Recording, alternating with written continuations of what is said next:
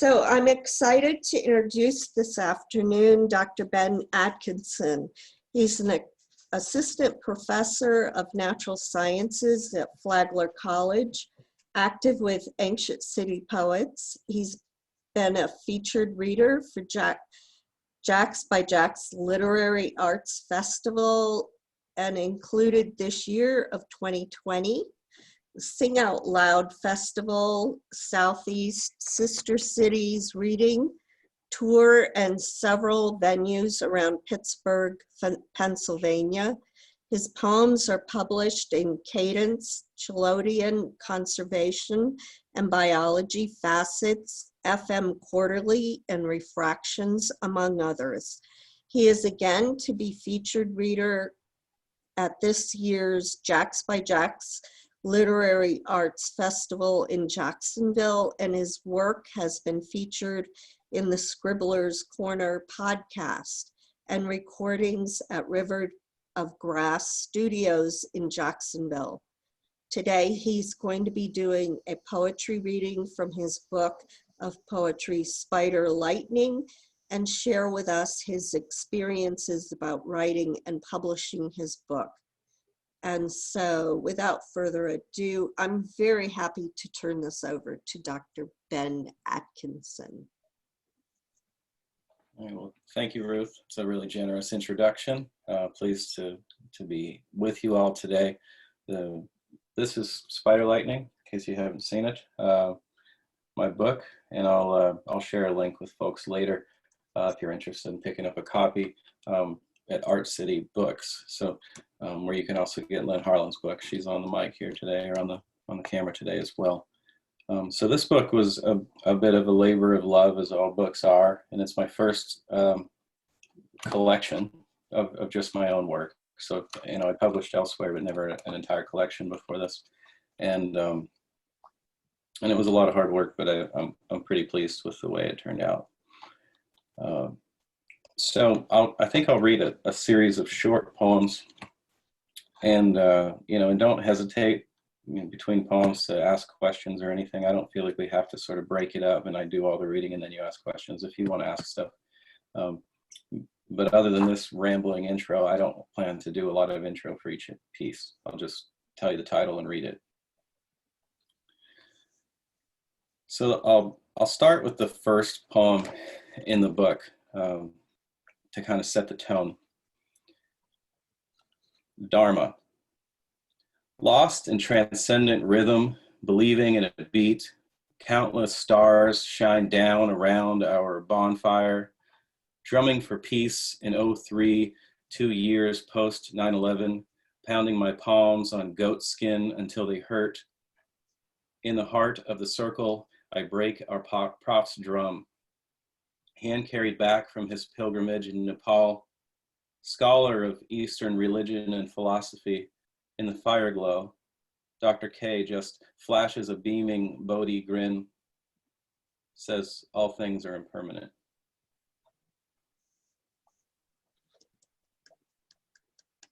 Thank you. And then I'll read the title poem, which is next in the book, Spider Lightning. Cross-legged, tender hands hold an open jar in a dark, buzzing field, waiting for lightning to strike, anxious to capture new stanzas. Rapid cap thunderbolts inside, study patterns in scatter dance, observe the flow of electricity, let the light write new poems. This practice requires deep patience, but to a brooding suitor falling to despair, confidence is lost if black clouds won't cast magic. So the search shifts outward, carry a pen as divining rod, eager to feel a subtle magnetic pulse of poetics from below. A slight breeze causes pause. It's hard to know what moves the instruments of inspiration. Smell of rain awakens the earth. And science, for all its godly might, can close such circuits in a mind that allow poems to flow free like spider lightning across night skies. Clings to the belly of stretched out clouds, middle-aged Poems hover in this distance, sometimes seen by squinting at a horizon, unfocused, quickly glimpsed in peripheral. Reveal of wispy images, heavy memories, a study of lightning like reading I Ching, language known only by sky drips hope. Words may arrive as anvil crawlers, cloud flashes in long horizontal flow, electricity that doesn't touch down. Now, old hands cradle again patiently, achy knees pressed into the lotus form, empty jar uncapped, waiting for a storm. Thank you.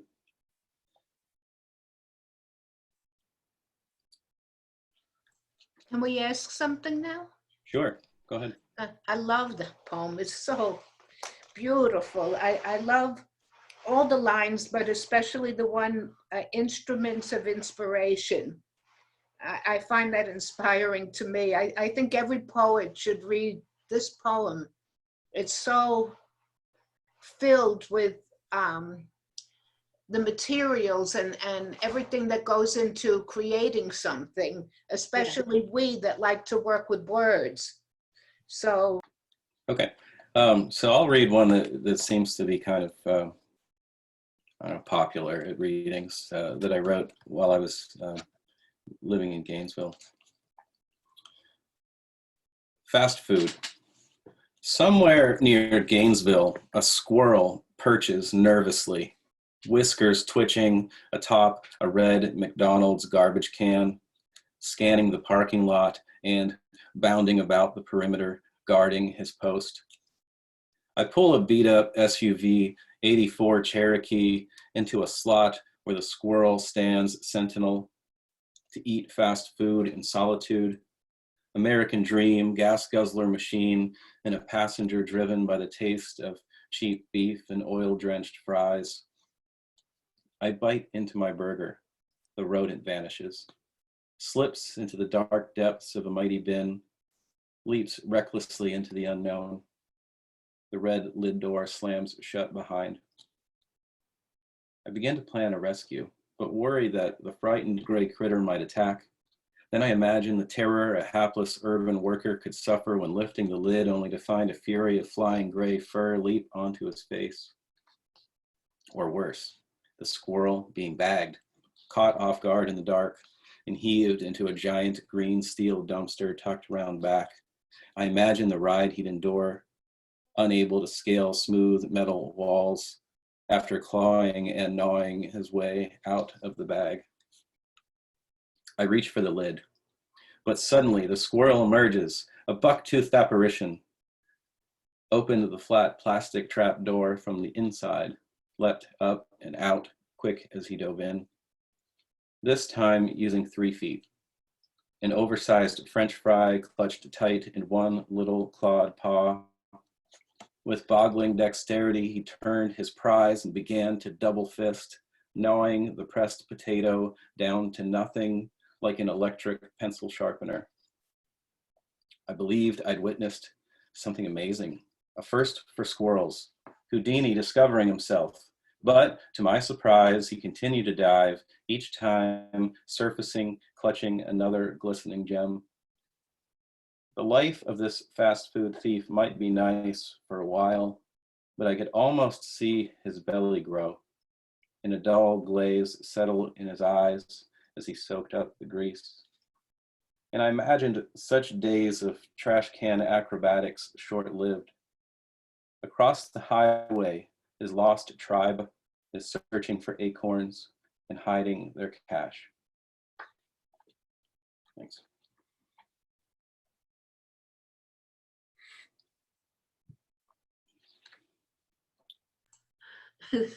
I love that poem. It's so cute. One little line of. Okay, so the next one is a bit newer. Actually, it's pretty recent. Waste not. A homeless man feeds a horde of flapping, mad, laughing gulls, tossing full slices of stale white shelter bread into the slow tide of a wide river, He dons a heavy winter knit cap and matching patriot coat, faded blue white sleeves despite the blinding city sunshine. Swarming birds fill the skyline, shriek and squabble in a fever pitch, ravenous hankering for the manna this gray-bearded giant bestows.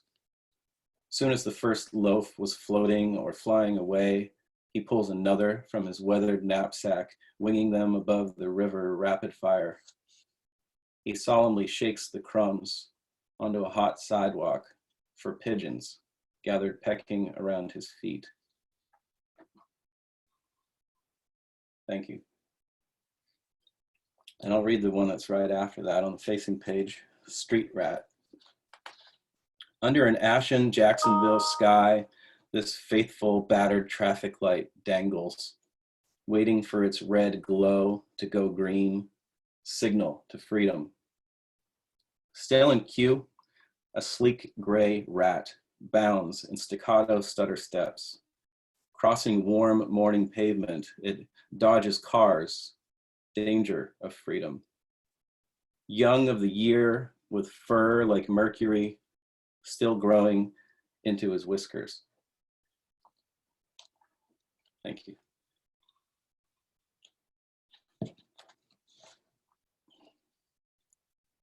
I've worked in some shorter forms as well. This is a much older poem, but I've had a few folks tell me they like it, so I'll read it now. Even the wind is restless. The gentle, far-off melody of a little wind-swung chime hanging on someone else's porch. And a distant dog lets out a solitary cry for companionship. I promised it was short.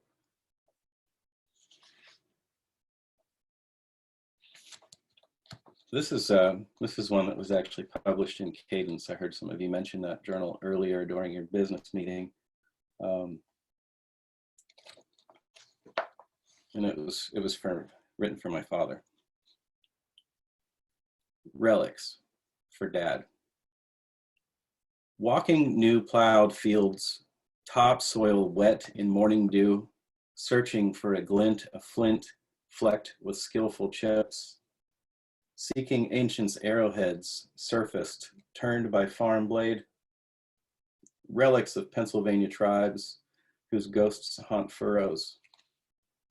Cradling fractured pieces of bygone nations with hope they bestow hidden wisdom, hunt luck, or season's harvest. Let's see. Thank you. Since I'm on a roll here. You're not going to have any reason to want to buy my book after you've heard the whole thing, are you? I'm not going to read the whole thing. But here's a poem that I worked on for a really, really long time because I kept, how many, I'm sure you could show of hands, but I'm sure many of you have had a poem that you just can't seem to feel like it's finished. And you keep going back and working on it.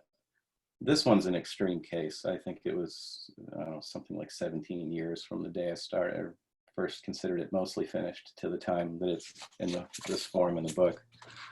I just couldn't seem to leave it alone. And Bill Belzer was my first serious turtle mentor. So I'm also a turtle biologist, as some of you know. An ancient box turtle emerges in spring for Bill Belzer. He leaves behind deep winter sleep, stretches far as the horizon allows, cracks open his eyes and sees light for the first time in half a year. Warmth begins to thaw age-weathered skin. He takes in sweet scents of spring, dank, earthen, mossy smells of ripe soil, blooms of trillium, first wildflowers.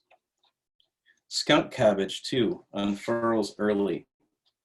Mayapples form a canopy like tiny palm trees. Beeches sprouting, sheltered by great survivors. Dappled sunlight dances on a living forest floor. Bird songs and spring showers return, and something feels familiar. His blood begins to flow as brooks grow swifter. And now, as scents overwhelm, breezes caress, and soft sprinkles of dew and rain wash over his he yawns, blinks, finds focus. He may take days to fully emerge, crawling out of this musty womb to march through foggy mornings, as he did before returning to the earth and burying himself alive. And now he stretches again. Aged bones creak as he pushes up on yellow-orange front legs that haven't ambled the ground since the leaves turned red as his eyes. His consciousness slowly floods with days of many years before, and he knows, remembers where he is and what is happening. Logs and oaks have sheltered for decades. Bees whir about when he sets off to forage. His hibernaculum is like the egg from which he first broke free. For 2 seasons' time, he scarcely breathed. His heart barely beat, and he heard no sound. He was dead to the surface, and now he eases into the spring of a new millennium that means nothing to the age-old forest. And each time, these days seem strange at first. Each year, he takes the change slower than the last, soaking in the damp earth of morning mist and tasting first fruits of spring. He has risen again. Thank you.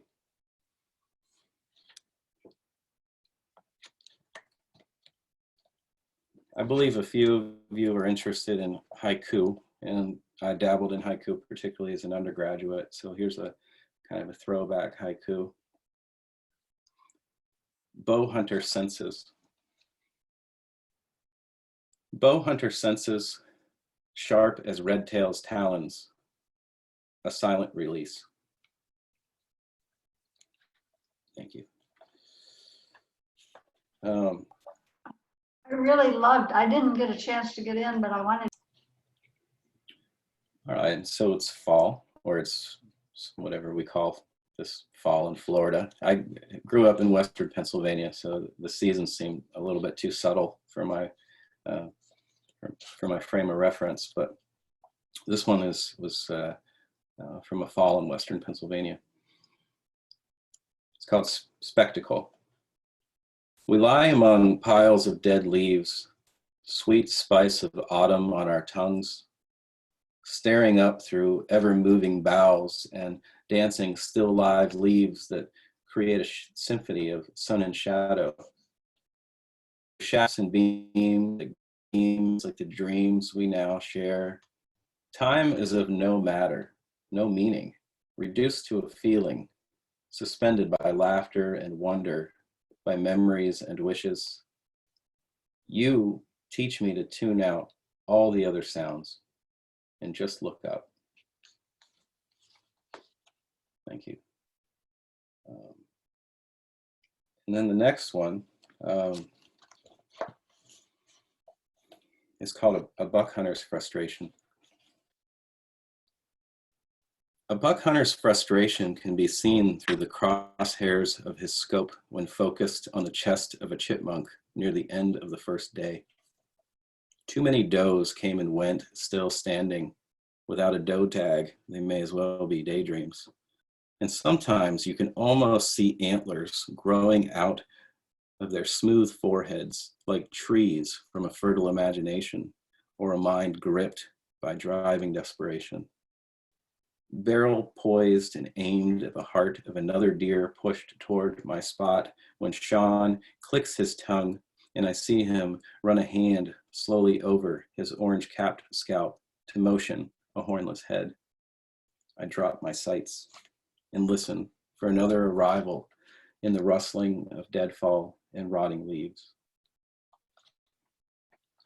Thank you. Got another one here. I didn't used to read this one that often, but it's growing on me, I guess. It's called Blood Brothers for Jeff.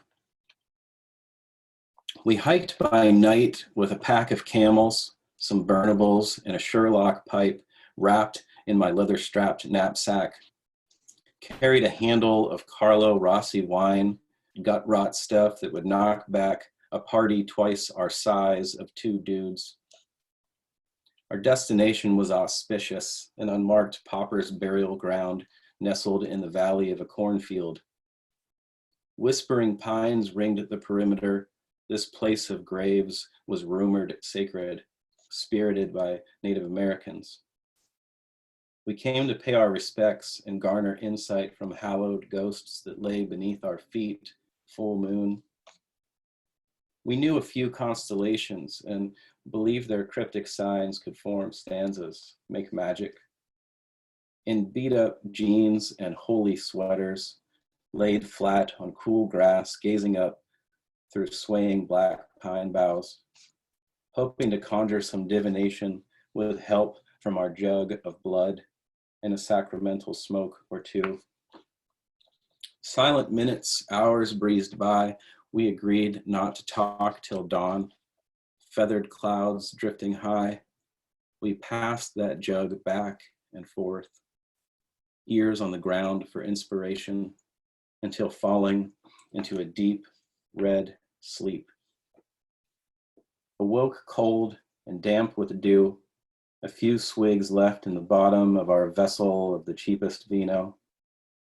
We never found those poems, or maybe they were just lost on a doggy, foggy morning. Guess we never gleaned artistic visions, or perhaps falling asleep in the dirt, killing wine and time with dead Indians was the poem. Thank you.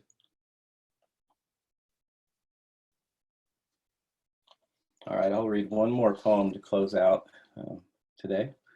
And this is the newest poem and the final poem in my book, Spider Lightning. It's a two-parter.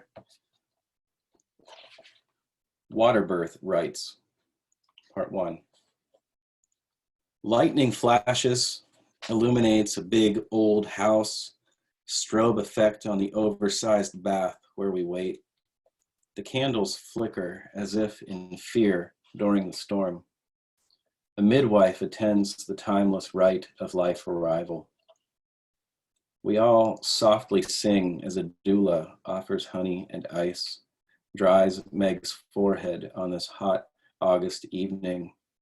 Between contractions, a sacred stillness, calm aura surrounds the pending debut of our daughter.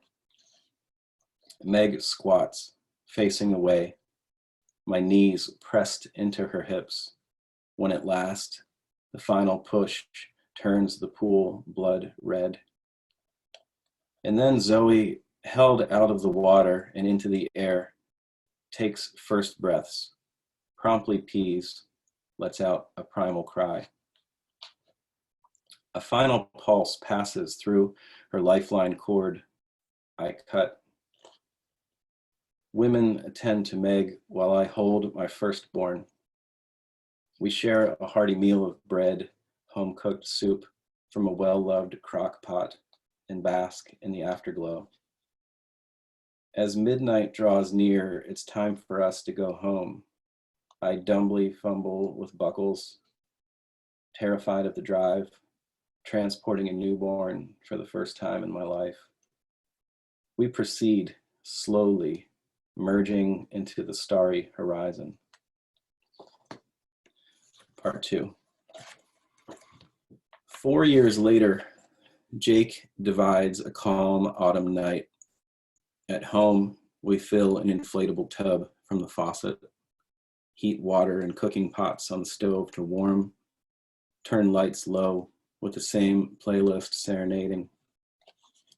Midwives overcrowd, retreat into dark corners.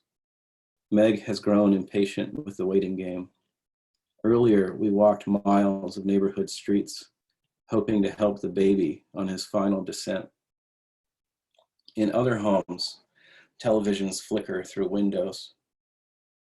Nearby folks unaware this new life arrives tonight. A white hose snakes from the sink to a blue lagoon. Unmistakable image, connection of mother to son. Meg leans back into my weary biceps as I steady her head. Again, The low-lit bath turns red. This time, not so shocking. And Jake, far calmer in his debut. Zoe sleeps right through, dreaming, even as he howls a birthday claim into the night. Meg summons up the elements, from first her watery womb into a new pool. Life and blood, out of pain, bliss is born. Two wet and weary worlds connect until the cords are cut. Again, my father hands tremble as they cradle a sacred soul. Thank you.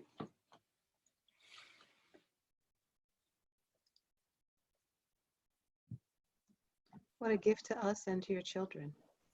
Thank you very much. I think that's maybe Thank the you. second time I've read Yes. that out loud, so. Thank you very much, Ben. That was wonderful. Thank you. I love your poetry.